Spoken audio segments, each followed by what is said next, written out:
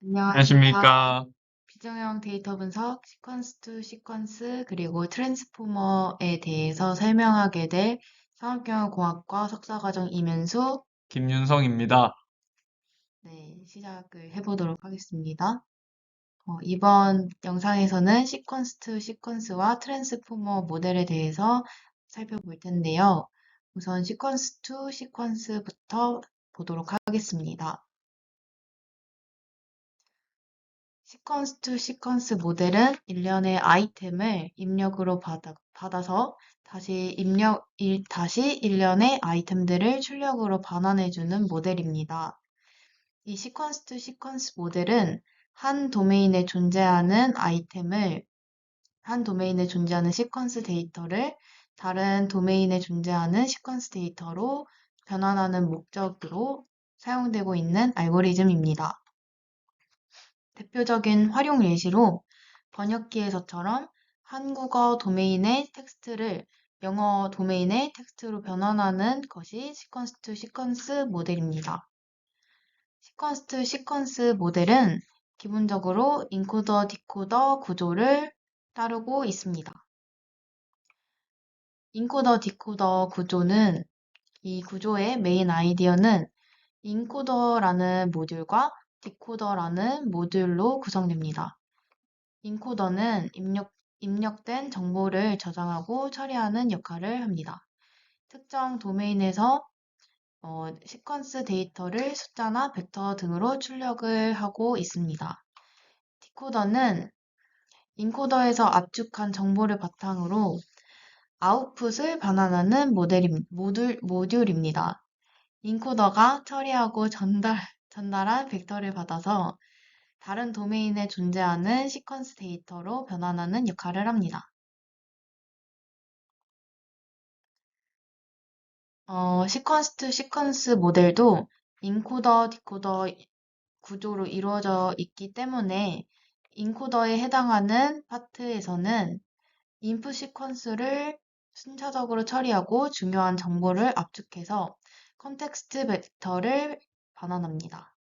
그리고 모든 인풋 아이템에 대해서 처리가 끝난다면 컨텍스트 벡터를 디코더에 전달합니다. 그리고 이 디코더는 인코더로부터 받은 컨텍스트 벡터를 전달받고 순차적으로 아웃풋을 생성하는 역할을 합니다. 인코더 디코더 구조를 따르는 대표적인 것이 바로 RNN 순환 신경망입니다. RNN은 과거의 정보를 이용해서 현재 혹은 미래의 입력에 대한 신경망의 성능을 개선하는 딥러닝 구조입니다. 신경망에 히든 스테이트와 루프가 존재해서 과거 정보를 저장하고 시퀀스에 대해서 연산할 수 있습니다. 첫 번째 입력이 들어오면 히든 스테이트 벡터와 함께 처리해서 첫 번째 히든 스테이트와 첫 번째 아웃풋을 생성합니다. 그리고 이를 다음 신경망에 전달해서 이전 단계에서의 히든 스테이트를 기반으로 처리하고 이와 같은 과정을 계속해서 반복하는 것이 RNN 구조입니다. 예시와 함께 살펴보겠습니다. 예시로 내일은 금요일입니다. 라는 한국어 문장을 Tomorrow is Friday 라는 영어 문장으로 번역한다고 생각을 하겠습니다. 인코더 모듈에서는 내일은 금요일입니다. 이렇게 세 가지의 단어들이 입력으로서 순차적으로 들어갈 것입니다. 이때 타임 스텝 제로에서 초기 값이 저장되어 있는 히든 스테이트가 첫 번째 타임 스텝에 적용되는 RNN 계층의 입력 값의 일부로 이렇게 들어가게 됩니다. 그리고 그 다음 타임 스텝에서는 입력이 되는 두 번째 단어에 대한 임베딩 벡터가 입력이 됩니다. 이렇게 입력이 각각 들어갈 때마다 히든 스테이트가 업데이트 되는 과정을 순차적으로 겪고 모든 인풋이 들어온 다음에 마지막 히든 스테이트가 컨텍스트 벡터가 되어서 디코더로 이렇게 전달이 됩니다. 그리고 이 마지막 히든 스테이트 벡터를 통해 아웃풋을 생성하게 됩니다. 여기서는 마지막 타임 스텝에서 입력된 입니다라는 단어에 대한 히든 스테이트 벡터가 출력이 되고 디코더로 전달돼서 이를 바탕으로 아웃풋을 생성하게 됩니다. 하지만 이런 구조의 단점은 시퀀스가 길어진다면 앞쪽에 있는 단어들의 의미가 희석된다는 문제가 있습니다. 예시로 앞서 봤던 내일은 금요일입니다. 라는 문장은 조금 짧은 편이지만 이거보다 더 긴 문장이 들어오게 된다면 그리고 얘네들이 순차적으로 입력되고 히든 스테이트를 넘겨주는 과정을 계속 반복하다 보면 앞쪽에 있었던 아이템들에 대한 영향력이 조금 줄고 반대로 뒤에 있는 아이템들에 더 크게 영향을 받을 가능성이 존재합니다. 그래서 이를 이러한 단점을 보완하기 위해 어텐션이라는 개념이 사용됩니다. 어텐션은 디코더에서 다음 단어를 예측할 때 인코더의 마지막 히든 스테이트뿐만 아니라 매 타임스텝의 히든 스테이트를 참고하는 것을 기본 아이디어로 삼습니다. 모든 입력을 동일한 비율로 참고하는 것이 아니라 해당 시점에서 예측해야 할 단어와 관련이 있는 부분들에 가중치를 주어서 이를 집중해서 본다는 아이디어입니다. 그리고 기본 가정은 디코더가 단어 X를 출력하기 직전의 디코더의 히든 스테이트는 인코더가 입력 시퀀스에서 단어 X와 연관이 깊은 단어를 읽은 직후에 인코더 히든 스테이트와 유사할 것이다 라는 것을 기본 가정으로 갖고 있습니다. 예를 들어 앞서 살펴본 내일은 금요일입니다 라는 문장을 Tomorrow is Friday 라는 문장으로 번역한다는 상황에서 출력 단어인 Friday는 인풋 시퀀스들 중에서 금요일이라는 단어와 가장 관련이 깊습니다. 이때 어텐션은 디코더가 프라이데이를 출력하기 직전의 히든 스테이트는 인코더가 금요일을 입력받은 직후의 히든 스테이트와 유사할 것이라는 가정인 것입니다. 네. 그래서 디코더가 출력할 단어를 예측하는 과정을 더 상세히 살펴보자면 다음과 같습니다. 우선 현재 타임 스텝에서 디코더의 히든 스테이트와 인코더의 모든 히든 스테이트를 히든 스테이트의 어텐션 스코어를 구합니다. 이때 어텐션 스코어를 계산하는 대표적인 방식은 둘 사이의 내적을 사용하는 방식입니다. 그리고 나서 계산된 어텐션 스코어들에 대해서 소프트맥스 연산을 취해서 어텐션 스코어의 확률 분포인 어텐션 분포를 구합니다. 이 어텐션 분포를 가중치로 하여 모든 인코더 히든 스테이트들의 가중합으로 어텐션 값을 계산합니다. 이 어텐션 값은 인코더의 문맥을 포함하고 있다고 하여 컨텍스트 벡터라고 불리고 있습니다. 그리고 이 컨텍스트 벡터와 특정 시점 t에서의 히든 스테이트를 결합합니다. 이때 일반적으로는 이 둘을 콘캣으로 결합해 사용합니다. 그리고 마지막으로 이 콘캣된 벡터를 피드포워드 뉴럴 네트워크의 입력으로 전달해서 사용하면 어텐션이 고려된 히든 스테이트 벡터를 통해 다음 단어를 예측할 수 있게 됩니다. 이어서 트랜스포머 모델을 소개를 해드리겠습니다. 앞서 언급한 순항신경망 기반 시퀀스 모델들은 완전한 구성 선분을 가진 특성 데이터가 아니면은 학습이 어렵다는 단점이 있습니다. 예시로 설명드리자면은 지금 롯데는 시즌 개막전에서 2연패를 하였다라는 문장이 있을 때 지금 롯데는 개막전에서 2연패를 하였다. 이렇게 시즌이 없어지면서 문장의 길이가 달라지거나 아니면은 롯데는 2연패를 하였다. 여기 두 가지가 누락이 됐는데 문장 성분이 누락을 하게 되거나 아니면은 롯데는 개막전에서 시즌 2연패 했어. 하였다가 달라졌는데 성분의 조합이 달라질 경우 이렇게 되면은 학습이 다르게 되므로 학습하는데 어렵습니다.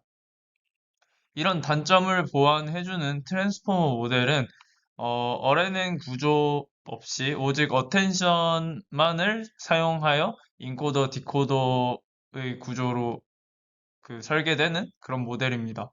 네, 왼쪽 그림은 시퀀스 투 시퀀스 모델의 구조인데 이렇게 인코더와 디코더 구분을 통해서 순차적으로 i를 넣고 다음으로 m을 넣고 어를 넣고 스튜던트를 넣고 이렇게 순차적으로 학습을 해주는데 이와 다르게 트랜스포머 모델에서는 I am a student를 한 번에 인코더에 넣고 그리고 이렇게 디코더까지 넣어주는 그런 구조로 볼 수 있겠습니다. 트랜스포머 모델의 구조를 살펴보자면은 인코더, 디코더가 각 n개의 블록으로 이렇게 중첩이 되는데 이 논문에서는 이렇게 6개의 블록을 사용하게 됩니다. 이 모델은 어텐션 메커니즘을 병렬 구조를 통해서 효율적인 학습이 가능하게 됩니다. 인코더는 특정 토큰 이후 나타나는 모든 토큰 정보를 활용을 하게 되고, 어, 디코더는 현재, 디코더는 현재 토큰 이후 나타나는 토큰 정보들을 마스킹을 통해 사용하지 않습니다. 어, 또한 인코더 부분은 이렇게 바트와 같은 이런 모델들에서 사용을 하고 디코더 부분은 GPT와 같은 모델의 컨셉이 되는 그런 모델입니다. 각 블록들은 동일한 구조로 이루어져 있지만 블록마다 학습되는 이런 가중치들은 다르다는 것이 특징입니다. RNN이 자연어 처리에서 유용했던 이유는 단어의 위치에 따라서 순차적으로 입력을 받아서 어, 처리를 하는 RNN의 특성으로 인해 각 단어의 포지션 인포메이션을 가질 수 있다는 점에 있었습니다. 하지만 이 트랜스포머에서는 I am a student를 한 번에 넣어주기 때문에 어, 이런 방법이기 때문에 단어의 위치 정보를 얻기 위해서 각 단어의 임베딩 벡터의 위치 정보를 모델의 입력으로 사용을 하는데 이를 포지셔널 인코딩이라고 합니다.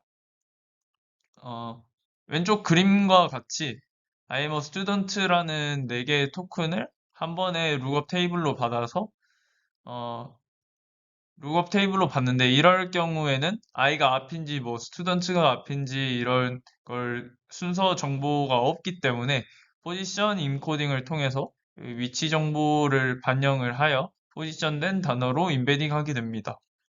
이렇게 임베딩은 다음과 같은 방식을 통해 포지셔널 인코딩이 되는데 여기서 포스는 포스는 이제 입력 문장에서의 임베딩 벡터 위치를 나타내며 i는 임베딩 벡터 내 차원의 인덱스를 의미를 하게 됩니다.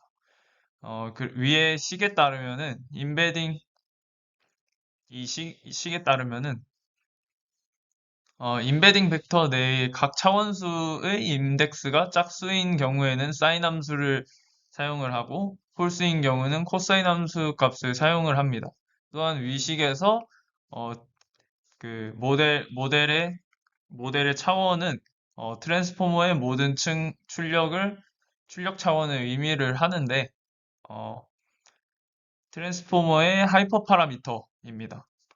위와 같은 포지셔널 인코딩 방법을 사용하여서 순서 정보를 이렇게 보존을 하게 되면서 예를 들어서 각 임베딩 벡터에 포지셔널 인코딩 값을 더하면은 각 단어라고 하더라도 문장 내의 위치에 따라서 트랜스포머의 입력 값으로 들어가는 임베딩 벡터 값이 다 달라지게 됩니다.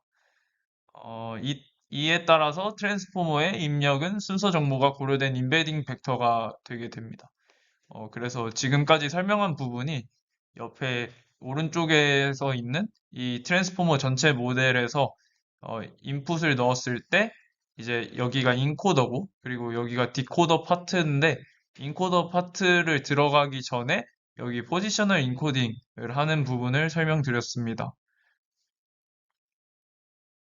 음, 앞에서 하였던 포지션된 단어 임베딩의 위에 이제 하늘색 부분으로 들어오게 되어 인코딩 부분의 셀프 어텐션을 하게 됩니다.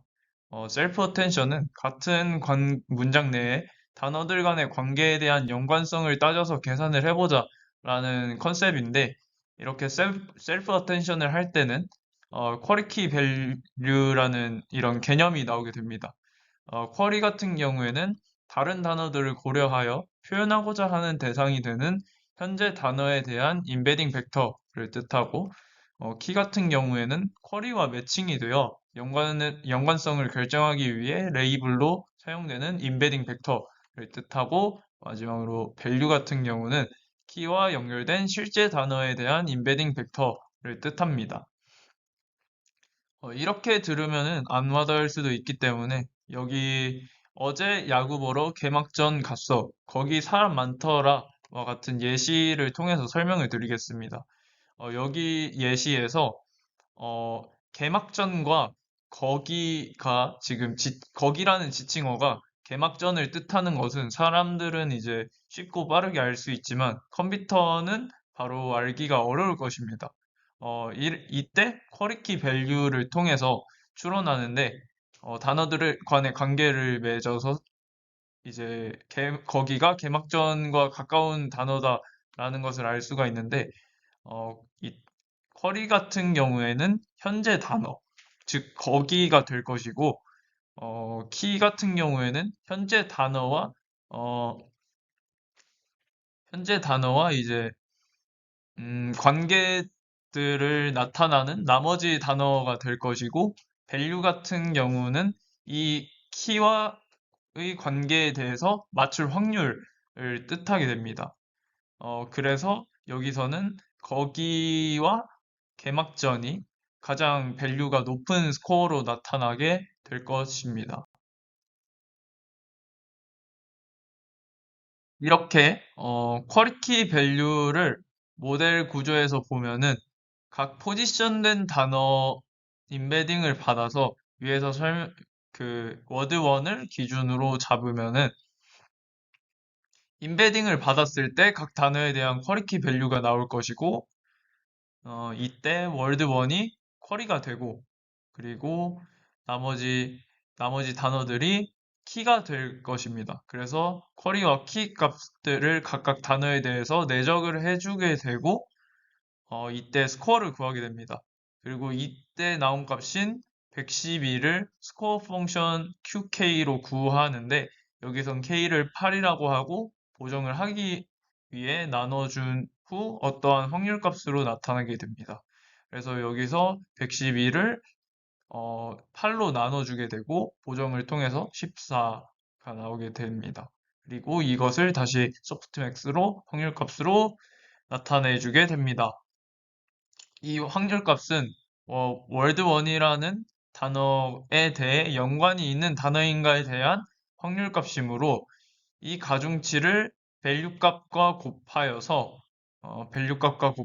다 합친 하나에 이걸 다 곱해줘서 결국 이것을 다 더해준 Z1이라는 하나의 임베딩 벡터로 나오게 됩니다. 이 동작을 똑같이 월드 2, 월드 3에도 진행을 하면 셀프 어텐션을 한 각각의 임베딩 벡터를 얻을 수 있게 됩니다. 이 과정은 월드 2에 대한 셀프 어텐션을 하는 과정이고요. 이 과정은 월드 3에 대해서도 이렇게 각각 월드 1, 2, 3를 Z를 구하는 과정입니다.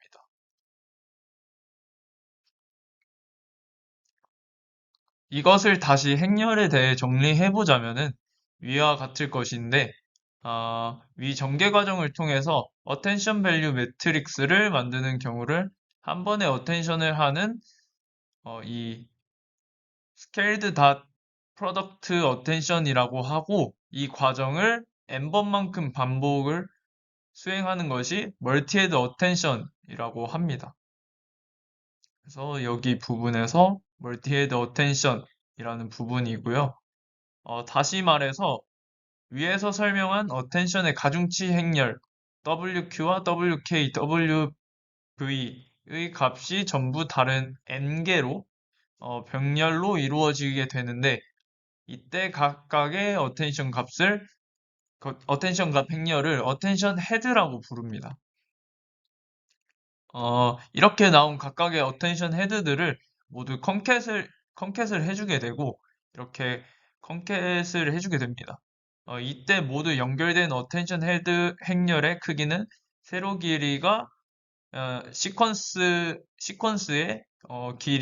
시퀀스 렌이고, 그리고 여기 가로 길이가 모델 디멘션입니다. 그리고 이렇게 어텐션 헤드를 모두 연결한 어, 컨캐, 컨캐네이티드 매트릭스를 입력 단어에 대해서 차원을 똑같이 만들어주기 위해서 가중치 행렬 W0와 곱하여서 최종 결과물인 멀티헤드 어텐션 매트릭스 Z를 구하게 됩니다. 그 후, 여기 구하게 되고, 그 후 이제 여기 보시면은 이 부분에서 add and nom이라는 레이어가 하나가 더 있는데, 이 부분으로 이제 매트릭스 Z를 보내주게 되고, add and nom을 거쳐서, 어, 정규화를 통해서 Z를 다듬어 줍니다. 어, 이 부분에 대해서는 자세히 설명을 하자면은 셀프 어텐션을 거쳐서 생성된 아웃풋은 add and normalization의 인풋으로 들어가게 되는데, 이때 이 레이어의 이름은 그대로 이 레이어의 이름이 add인 만큼 이제 이 아래 수식을 보시면은 fx 플러스 x라는 이 레스넷 기반의 이제 그 레시듀얼 파트에 있어서 나오는 그 개념인 잔차 학습과 같이 인코더의 인풋을 다시 한번 RNN처럼 fx 플러스 x의 구조로 더해 주어서 보다 계산을 빠르게 해주는 부분이고, 노멀라이제이션은 레이어 노멀라이제이션을 진행하는 부분입니다. 이렇게 셀프 어텐션의 아웃풋 Z와 인코더의 인풋 X를 더해서 레이어 노멀라이제이션을 적용시키면 add and normalization을 최종 아웃풋 Z가 계산이 됩니다.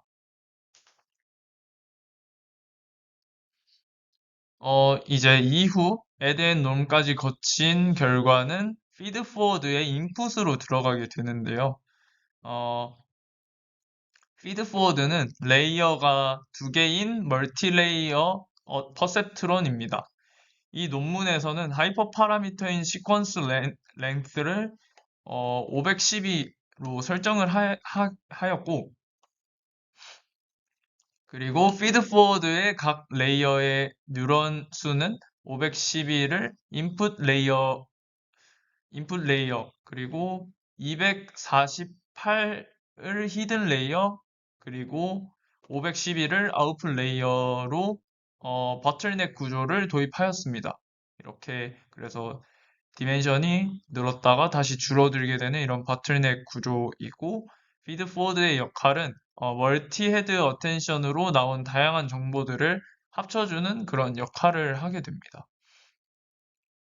이때 주의해야 될 점은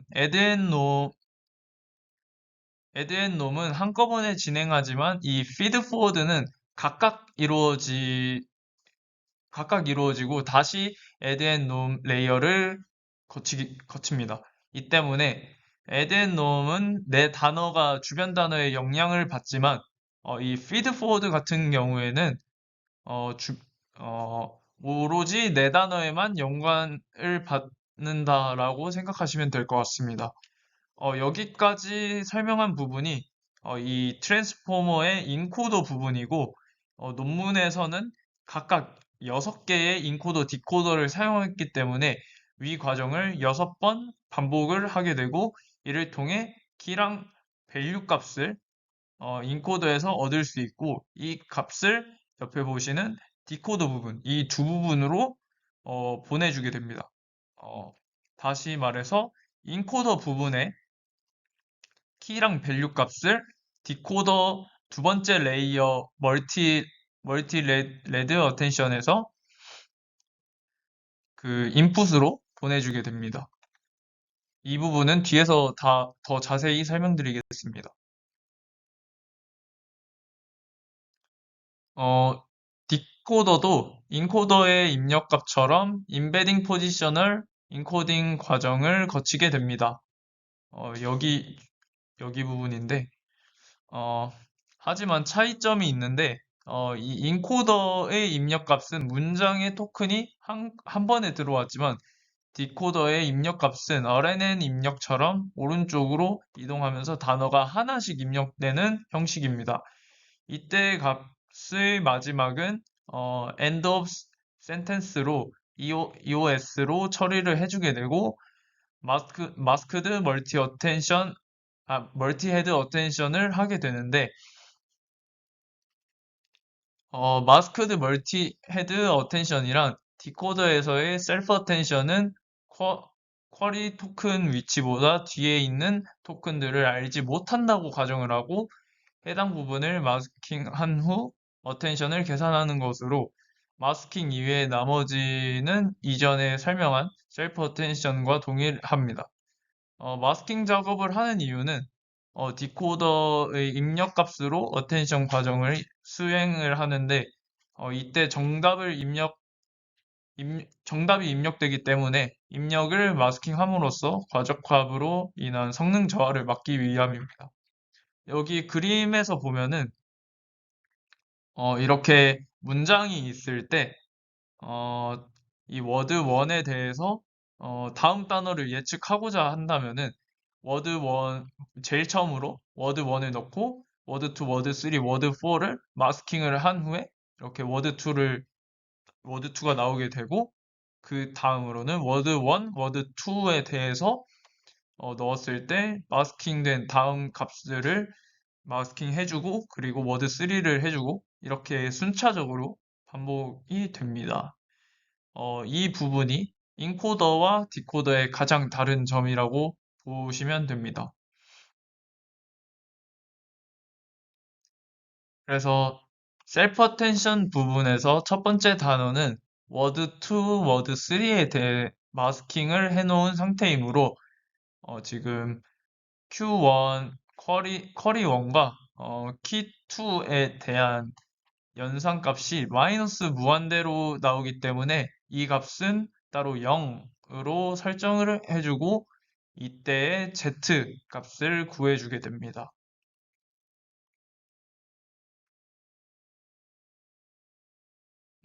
디코더의 두 번째 서브층은 인코더, 디코더, 어텐션입니다. 여기 이 부분인데, 어, 주의해야 될 것은 인코더, 디코더, 어텐션 경우 쿼리와 키 밸류 값이 같지 않다는 사실인데, 지금 셀프 어텐션이 아니라 어텐션입니다. 위 빨간 박스를 잘 보게 되면은 아까 앞서 말한 것처럼 어, 한 개의 화살표는 잔차 연결과 층 정교화를 거친 마스크드 셀프 어텐션의 출력 값이 인풋으로 들어오고 있고, 여기 부분이고, 두 개의 화살표는 인코더의 아웃풋에서 오고 있습니다. 즉, 인코더, 디코더의 어텐션에서는 쿼리로는 디코더 행렬을, 키와 밸류로는 인코더 행렬에서 받아서 위 그림 하단과 같이 어텐션 스코어를 구하는 행렬 곱을 한다고 보면 됩니다. 음, 그래서 이제 여기서는 인코더에서는 I'm a student라는 이런 키와 밸류 값을 받게 되고 디코더에서는 I am student가 이제 번역이 된 이 부분에 대한 쿼리 부분을 받게 돼서 어텐션 스코어 매트릭스를 계산을 합니다. 이 값을 앞에서 설명한 이 add norm 레이어에 넣어서 잔차 연결과 층 정규화까지 완료된 인코더 디코더 어텐션의 값으로 출력을 합니다. 이 값을 세 번째 서브층인 피드포드 신경망의 인풋으로 놓고 세 번째 이 서브층의 피드포드 인풋으로 넣고 인코더 부분의 피드포드 신경망과 마찬가지로 어, 작업을 하게 됩니다. 그 후 다시 add 노음까지도 아까 설명한 것과 같이 똑같이 진행이 됩니다. 이렇게 설명한 디코더 파트를 이 디코더 파트를 총 n번 진행하는데 논문에서는 아까 말했던 것과 마찬가지로 6번 진행을 해주게 됩니다.